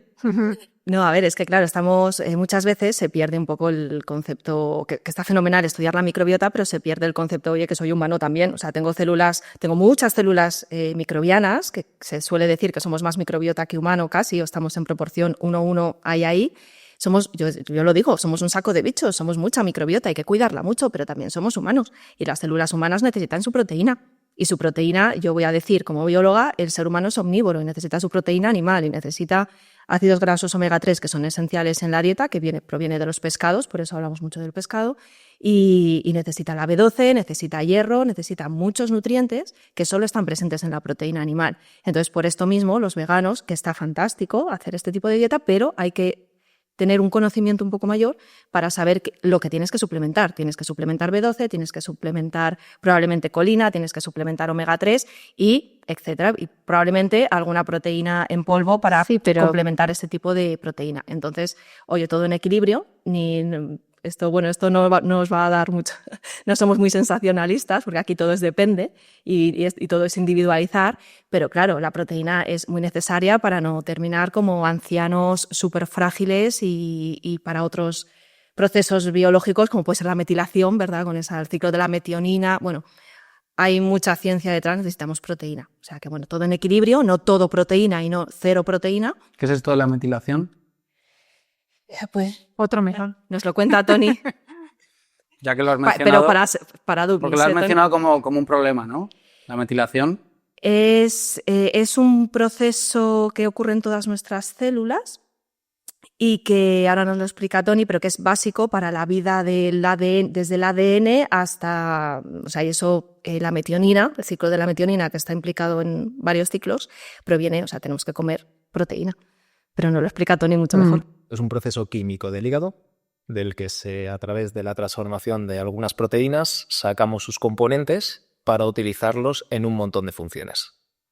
¿Vale? Una de las funciones tiene que ver con el ADN. ¿Vale? Metilamos el ADN, silenciamos el ADN. Yo puedo tener la expresión de los genes de cáncer de mama y si yo metilo esos genes, de alguna manera están silenciados. Son más factores. ¿Vale? ¿Para qué sirve la metilación? Pues para deshacer la histamina. ¿Vale? ¿Para qué sirve la metilación? Por ejemplo, ¿no? Para deshacer los estrógenos una vez que los hemos utilizado. ¿Vale? ¿Para qué sirve la metilación? Para deshacernos de tóxicos a los que estamos expuestos correctamente a través de las heces y la orina. ¿Para qué sirve la metilación? Pues para sacar de esa transformación de la proteína glicina, que es la estructura central del colágeno y que tiene 14 funciones diferentes. ¿Para qué sirve la metilación? Para deshacer las hormonas del estrés, o las catecolaminas. Digamos que agregamos un grupo metil, los apegamos una vez ese exceso de hormonas de estrés para que se puedan ir, y cuando no metilamos bien, y hay un porcentaje de la población que no metila bien, se nos acumulan hormonas de estrés y podemos tener pues, problemas de insomnio o vivir en estrés crónico que nos mata. Y múltiples factores más, porque es una situación compleja que depende de vitaminas B y depende de que todo funcione correctamente. Qué interesante, ¿eh? Es una función del hígado y cuando el hígado está colapsado no metila bien, ¿no? No te funciona bien. Y de base hay gente que tiene algunas mutaciones en las que ya de por sí les va más lento. A estas personas hay que ayudarlas especialmente. Pero es que además hay otras situaciones de transformación que dependen de que el hígado metile bien. ¿Vale? Pero bueno, llegamos a bioquímica y es un complejo. La sulfatación hepática, la transformación del azufre, que en muchos casos está detrás de un SIBO sulfuro de hidrógeno. Cuéntanos más sobre eso. Proceso hepático que no funciona bien. Podemos tener la situación en la que no deshacemos azufre correctamente. Entonces alimentos como el pimiento, como el brócoli, la cebolla, el ajo nos sientan fatal. Los sulfitos del vino nos los digerimos, nos ponemos rojos, tenemos un montón de síntomas. Y fíjate de la metilación, si no llegamos a una sulfatación correctamente, aunque tiene su vía la sulfatación, podemos tener también problemas a la hora de transformar hormonas tiroideas, para transformar un montón de cosas en este sentido. La sulfatación también está detrás de formar enlaces de azufre que son necesarios para nuestras articulaciones, para nuestro tejido conjuntivo. Es decir, que ese proceso hepático, si no absorbemos y transformamos bien ese azufre, ¿vale? Y una de las situaciones es transformar el sulfito en sulfato, es decir, el sulfato es lo que forma nuestros cartílagos, sulfato de condroitina, sulfato de glucosamina. De un proceso hepático que no funciona bien, podemos llegar a tener problemas hasta de roturas musculares o problemas del tejido. Hostias. Y en el SIBO hay SIBO también relacionado con los sulfatos, ¿no? SIBO sulfuro. Sí, el SIBO sulfuro. Bueno, hay 3 tipos de SIBO, ¿vale? Depende del gas que te salga en la prueba, hidrógeno, metano, sulfuro. Hasta ahora. Igual mañana sale otro, pero bueno. Entonces el sulfuro es un poco el más puñetero, digamos, porque te sientes como muy intoxicado. Claro, con todas las funciones que nos acaba de contar Toni, pues te sientes... ¿Está relacionado con lo de la metilación? Sí, porque por todo lo que ha contado él, bueno, la teoría del SIBO sulfuro se dice que esas bacterias sobrecrecen para echarnos una mano porque el ser humano no sulfata bien. Entonces, si todo eso falla, que nos acaba de contar él, si la sulfatación humana no falla, entonces dicen las bacterias, bueno, pues te ayuda un poquito, sobrecrecen y ellas te echan una mano. Entonces, claro, como ellas generan ese gas sulfuro, pues bueno, al final digamos que todo en equilibrio, ¿no? Entonces, de ahí viene la teoría del SIBO sulfuro y por eso es tan delicado y por eso siempre que hay un SIBO sulfuro se debe tratar la sulfatación, todo el tema de metilación, hepática, sulfatación, y por eso damos molibdeno para apoyar, damos cofactores, aparte de luego tratar el SIBO si hay de otro tipo, o de hacer dieta FODMAP o no, de poner un herbáceo, un antibiótico, un probiótico, eso aparte. ¿Qué otros tipos de SIBO hay? Hidrógeno y metano. Hidrógeno y metano. ¿Y yo lo puedo detectar? ¿Yo puedo saber qué tipo tengo o tengo que hacerme pruebas de SIBO en concreto? Es decir, por ejemplo, porque ahora se habla de gases, ¿el olor de los pedos puede definir el tipo de SIBO que tengo? Sí. El sulfuro, Sí. A ver, el sulfuro se huele mucho. El sulfuro es que es muy... Suelo decir preguntas tontas que luego son... Luego dan el clavo. Me voy dando en el Una clavo. de esas cosas que debemos preguntar es, oye, ¿a qué huele? O sea, suena un poco raro, pero ¿a qué huele cuando vas al baño? Entonces, a ver, yo siempre aconsejo hacer la prueba. El que va al baño. Claro, porque hay mucha gente que no se permite ese lujo. Cuando vas al baño, ¿no? Cuando vas al baño. Sí. Entonces, a ver, siempre es aconsejable hacerse la prueba, aunque tenga sus fallos, todo esto, pero es una prueba muy sencilla y yo aconsejo hacerla para ver un poco a ver de qué va la cosa. Pero si sale muy de ojo, se puede tratar el SIBO. ¿Cómo podemos sospechar que tenemos un tipo de SIBO u otro? Si nuestras heces o nuestros gases huelen mucho a azufre, que eso lo sabemos si hemos ido a algún volcán o hemos olido Huevo podrido. Huevo podrido. Ese olor a azufre, pues bueno, eso es indicativo evidentemente de SIBO sulfuro y suele dar diarrea, aunque no siempre. Y luego tenemos el SIBO metano, que entonces hueles como pues a metano. La verdad es que no sé muy bien cómo identificar ese olor. ¿Cómo es el metano? ¿Es el de las vacas? Es como muy a gas, como gas metano, es que a mí me huele a gas. Diferente, Un sí. gas, ¿no? Huele como a gas, parece Difícil que algo de quemar. describir los olores, ¿eh? Yo pregunto pues, a todos los pacientes y una vez digo, ¿qué tal huelen tus gases? Y dice, huelen mal y me dicen, se me empañan las gafas y no llevo. y otra persona me dijo, luego los gases y dice, a meningitis. A meningitis. Joder. A meningitis. De lo mal que lo olía. De lo mal, Sí, ¿no? no. Como de- Y luego te Lo olía gases, muy mal. a meningitis. Dije, joder, Sí. estás mal. Sí, y faltaba otro más, ¿no? El hidrógeno, bueno, digamos que es el que menos nos preocupa. Ese, bueno, pues depende. Es que se suele decir metano, estreñimiento, sulfuro, diarrea, pero no siempre. Al final es mitad-mitad. Y puede ser que no tengas SIBO, es decir, Y puede ser no tengas SIBO, que tengas otra cosa, que tengas que que parásitos. puntualmente tengas un gas traslocado. Ríete, ¿no? pero hay decimos. muchas intolerancias a la lactosa que a veces no se han diagnosticado. En el adulto es súper habitual, es lo más habitual y bueno, pues como seguimos tomando lácteos no nos hemos dado cuenta, nadie nos ha dicho eso. El diario. El diario. Ahí hay que hacer el diario, claro. Sí, sí. Sí, parece una Es que bobada, es- pero es súper importante. sí. Vamos a empezar a hablar de alimentos y fermentados, ¿vale? Pero ya decidme, ¿qué tipo de intolerancias son las más asociadas a la disbiosis? Personas que tienen problemas, el contexto del que llevamos hablando toda la charla, ¿qué tipo de intolerancias suelen ser las que más asociadas están aquí? Pues aquí voy a hacer antes un inciso. Cuando nos dicen intolerancia al gluten, la intolerancia al gluten no existe. Es una palabra súper extendida. Te la ponen hasta en la seguridad social. Y eso te juro que lo he visto. Intolerante al gluten. Bueno, la intolerancia al gluten no existe. Existe la alergia a la proteína del trigo y existe la celiaquía. Y si ya ponemos un diagnóstico de exclusión, sensibilidad al gluten no celíaca. Entonces, dejando el gluten, que es un temazo aquí aparte, sí. tenemos las más frecuentes, intolerancia a la lactosa, que es muy sencilla de diagnosticar y si haces un diario, una prueba sin lácteos, lo vas a ver.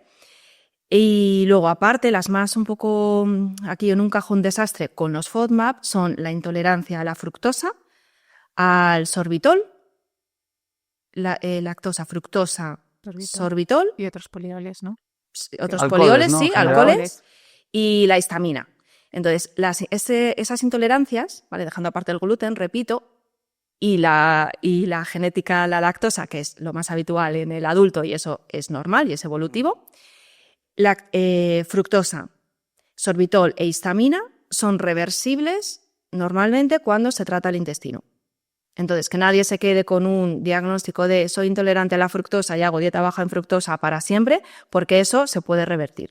Si tratas el SIBO, tratas la salud intestinal, tratas la microbiota, esa intolerancia suele revertir, suele desaparecer. Y sobre todo si la fructosa que estás ingiriendo es también producto de ultraprocesados, ¿no? Que no venga en sí de que te comas una naranja, sino que todos los refrescos y las porquerías llevan fructosa. Claro, además es que el ser humano tiene una absorción limitada, ¿vale? Se calcula que, por ejemplo, en lactosa, una persona que tenga un intestino más o menos sano tolera un vaso de leche o 2. Si te metes 1 litro, bueno, hay gente que lo tolera, pero la mayoría a lo mejor te cuesta un poco. Y con la fructosa suele estar alrededor de los 25 gramos, que es un refresco. Justo, o sea, ya con un refresco puedes tener problemas que después te dé problemas gástricos. O los geles, estos de deportistas, cuando no está bien equilibrado, aquí me voy a meter en un... Glucosa, fructosa. Glucosa, ahí fructosa. Un pelín. Te da problemas digestivos. Entonces, claro, el ser humano tiene un límite y dentro de esos límites ya si tu intestino está dañado, pero bueno, se puede revertir. No te vas a poder beber 80 refrescos porque eso no es sano para nadie, pero que nadie se quede con eso. ¿Qué frutas son las menos recomendadas dentro del SIBO? Que digas, estas frutas ni las toques, si es que hubiera. No hay. He hecho el lanzado ahí la bomba, por si acaso caía, igual que antes he probado, ahora no he acertado. A ver, bueno, podríamos meter aquí un poco... Toda la fruta es buena, en su medida, ¿vale? En su medida justa. Podríamos meter un poco la fruta seca. porque tiene mucha cantidad de fructosa, entonces que nadie se hinche a pasas, ¿vale? O a fruta sí, muy seco, todo eso. muy azucarada, porque tiene todo mucha lo que fructosa. reduces el contenido de agua se concentra la fructosa, y si tienes un SIBO, pues a lo mejor al principio, por ejemplo, nosotros en el libro, en la primera fase, metemos algún cítrico, pero no todos, porque también hay que ir poco a poco. Cada caso es particular, pero también cuanta más fructosa tenga la fruta, pues puede que te den más síntomas. Entonces, poco a poco. Luego también depende de, como decía Asun, si te tomas un lácteo y fructosa y vas añadiendo cosas que te van sentando mal, también hacen como un efecto ahí combinado. Claro. Y luego también quería comentar, porque me ha dicho gente, tengo SIBO, pero como el azúcar está permitido o algunos edulcorantes vimos, pues mira, lo mejor es que no tomes edulcorantes. El sirope de agave también, que no sube el índice glucémico, pero es fructosa cascoporro. Entonces hay que mirar esos detallitos. ¿Qué querías comentar, Tony? Pues, en concreto, en el SIBO sulfuro hidrógeno, la naranja, la manzana, las uvas y las pasas frenan las enzimas de sulfatación, por lo que, aunque no sienten mal, a veces es preferible al principio reducirlas o evitarlas para que yo avance mi proceso de sulfatación y que vaya arrancando para luego introducirlas después. Naranja, fresas, uvas y pasas. Naranja, manzana. Ay, casi. Estoy hoy brillante, ¿eh? Bueno, el que me lo puedes meter ahí, que tiene bastante...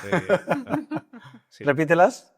Naranja, manzana, uvas, pasas, pomelo. Y pomelo. Claro, Y también, ya que Muy estamos bien, has hablando de acertado, eso, Tony. yo que soy fan de las Amargo a tope. especias, también que especias, porque luego hay gente que piensa que las especias, que son buenísimas, porque son la medicina natural, pero cuando tienes algún problema, pues también hay algunas que te pueden dar... Justo la sulfatación, el curry, la cúrcuma, el pimentón, la canela, la mostaza. Todas las que me gustan, vamos. Claro, Joder. todas las amargas. En general, sí, y picante es un poco... El picante más. Estas. No todos los picantes, pero para justo la sulfatación hepática, curry, cúrcuma, pimentón, pimienta... Sí, gente que mostaza, se piensa canela. que la cúrcuma o la canela, todo eso También. es bueno. Sí. Sí. Claro, el cúrcuma latte, que lleva pues un mix de todo eso. Aunque te siente bien, que es lo que decíamos antes, puede ser que frene un poquito esa expresión, que yo en ese momento lo que quiero es que arranque y que avance para que mi microbiota no esté sobrecargada y que el hígado pueda desarrollar su función correctamente con todo lo que me implica después, ¿vale? Aparte de tejido conjuntivo o gestión de determinadas hormonas sexuales, estrógenos, testosterona, hormonas tiroideas y expulsión de determinados tóxicos a los que estamos expuestos. Esos son los alimentos que no son los más interesantes. ¿Cuáles son los más interesantes? O sea, ¿qué alimentos dice? O más que interesantes, los que menos problemas suelen dar en un SIBO. O sea, los más seguros. A ver, Vosotros tenéis dentro del libro que como con SIBO tenéis diferentes fases, ¿no? sí, lo hemos hecho por una fase de primero cero patatero, que es cuando estás en la mierda máxima, mucha inflamación, todo te sienta mal, no sabes qué hacer, pues ahí la verdad es que la lista de ingredientes es corta, te va a salir bien ir a comprar porque es muy corta, pero son recetas sobre todo que se encargan de primero quitar lo que no te sienta bien y empezar a reparar un poquito, a decir, a quitarte síntomas, pero darle un poco de respiro a tu intestino y que vaya reparándose. Entonces, mucho pescado, marisco, a tope de omega 3, pues algunas verduras así como muy contadas, o sobre todo más que contadas, la cantidad, para que tus bacterias que se alimentan de fibra no se mueran de hambre y desaparezcan, pero sino que poquito a poco vayan repoblando y te vayas sentando mejor. Y luego pues también algunas especias, pero hay que tener siempre cuidado. En este caso, has dicho la cantidad. Carmen, ¿cómo ves tú una persona que tiene SIBO que come en esa primera fase, en ese primer estadio donde está más sensible? ¿Consideras que es mejor comer menos cantidades más veces en el día? O porque claro, si tienes mucho hambre, y precisamente tendrás mucho hambre porque incluso tiendes a estar desnutrido, ¿cómo lo espaciarías tú durante el día? Pues a ver, comer más veces no te va a hacer sentir mejor. De hecho, es lo que decía antes Asun, hay que darle un respiro. Aunque sea menos cantidad, ¿eh? Aunque sea menos cantidad. A ver, lo primero, yo por ejemplo, cuando voy a comer, lo primero que hago es medir mi cantidad de proteína y una cantidad buena de grasa.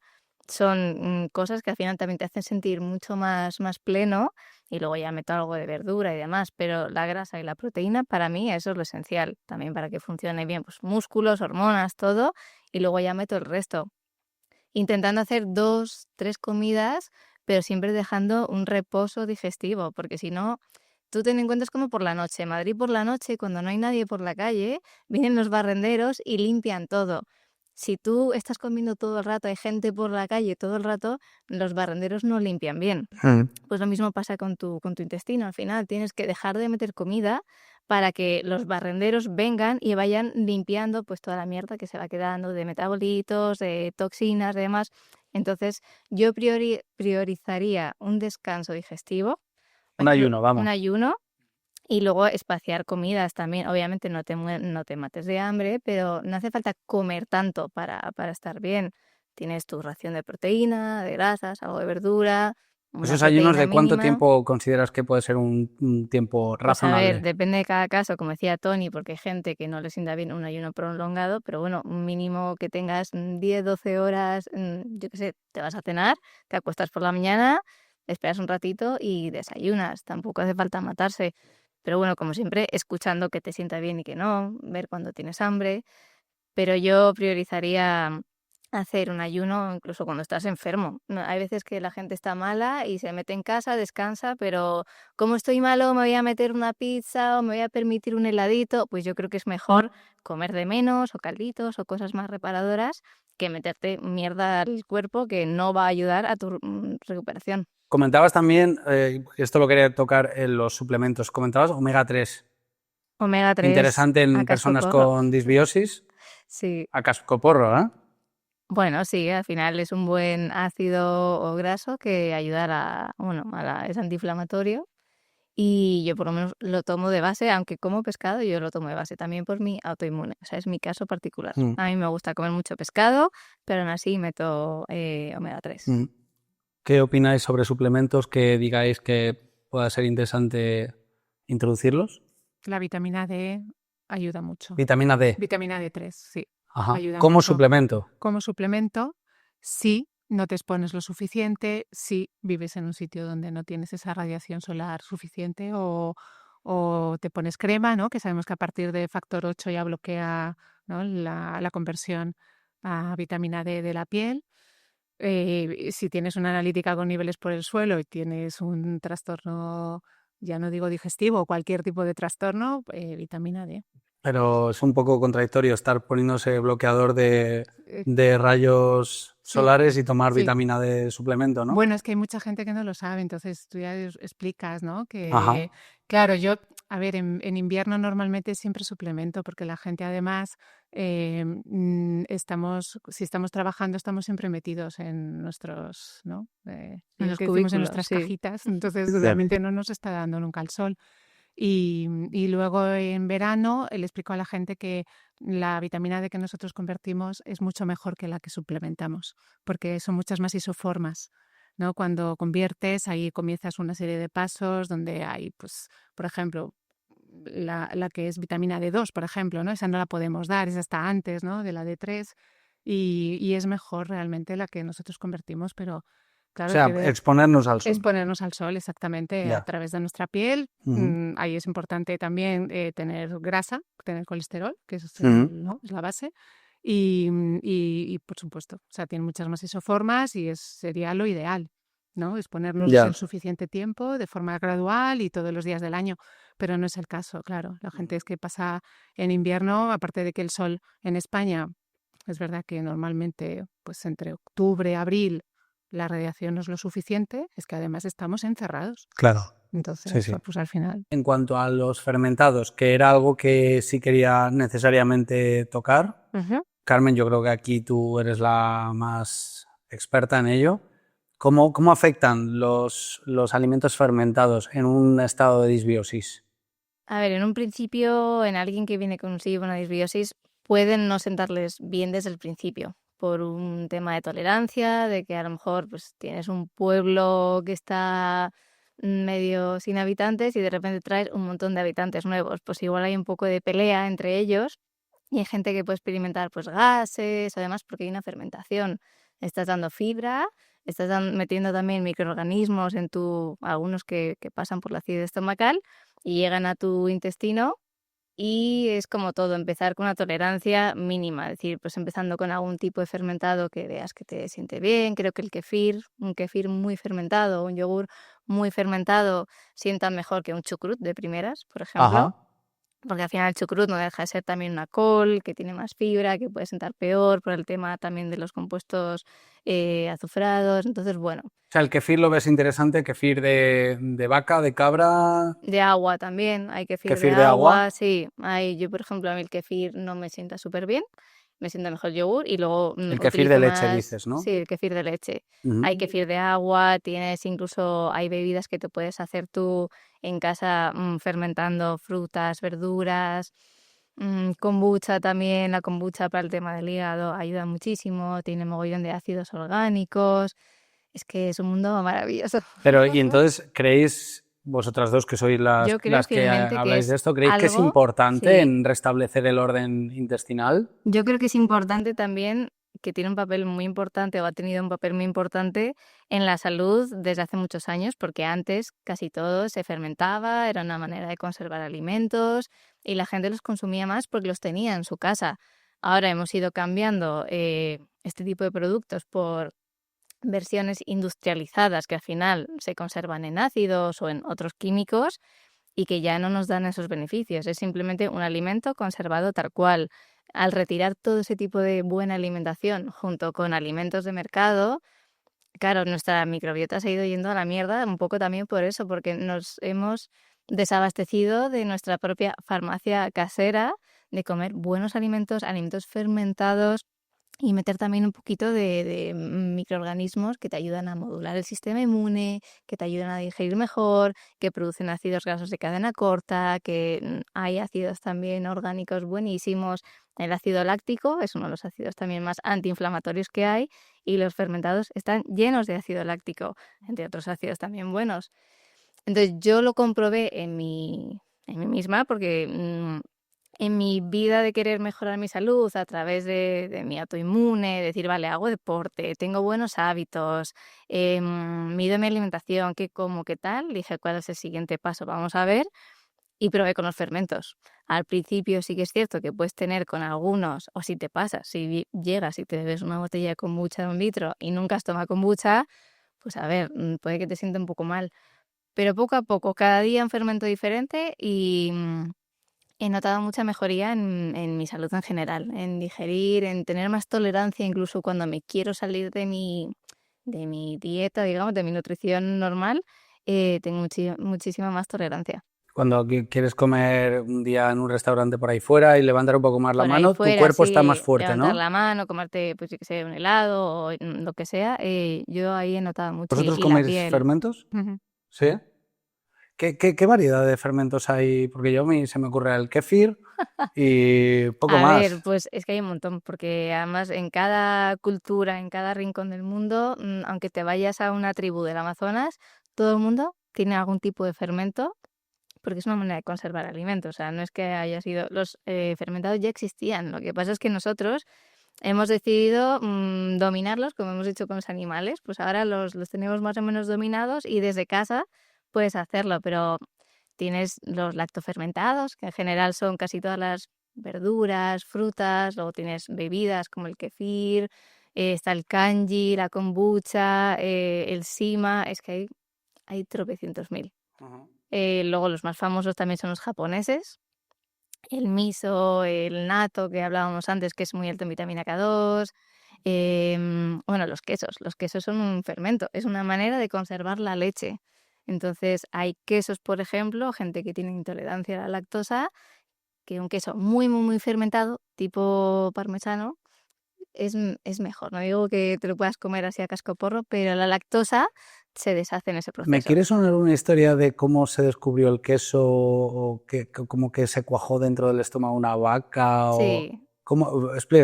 Explícanoslo. A ver, hay varias historias de cómo se descubrió el queso. Una fue antiguamente los cabreros y la gente que tenía animales llevaban unas especie de bebidas, de riñones hechas con piel de animal, con la piel del estómago del animal, y decían que transportando la leche de los animales en esos botes de piel de cuero, como quedaban todavía enzimas digestivas de la piel del animal, entre el calor y el paseo, pues veían que la leche se cuajaba. Y luego también en terneros o en animalitos así bebés, cuando los matan y los abren, en los estómagos ven que la leche que han bebido de su madre está ya cuajada y es por las enzimas que han empezado a cuajar la leche y luego ya, pues si eso lo secas, le pones sal para conservar, se va haciendo, pues la proteína va perdiendo el agua y se va quedando mucho más dura y es una manera de conservar un alimento mucho tiempo.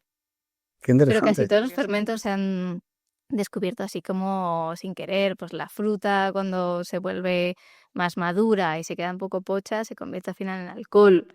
Una bebida muy típica que es la de los vikingos, que al final es miel y agua, se dice que se descubrió porque llovía encima de las, que no me sale, de las estas de abejas, de los paneles de abejas, fermentaba el agua con la miel y generaba un líquido que emborrachaba.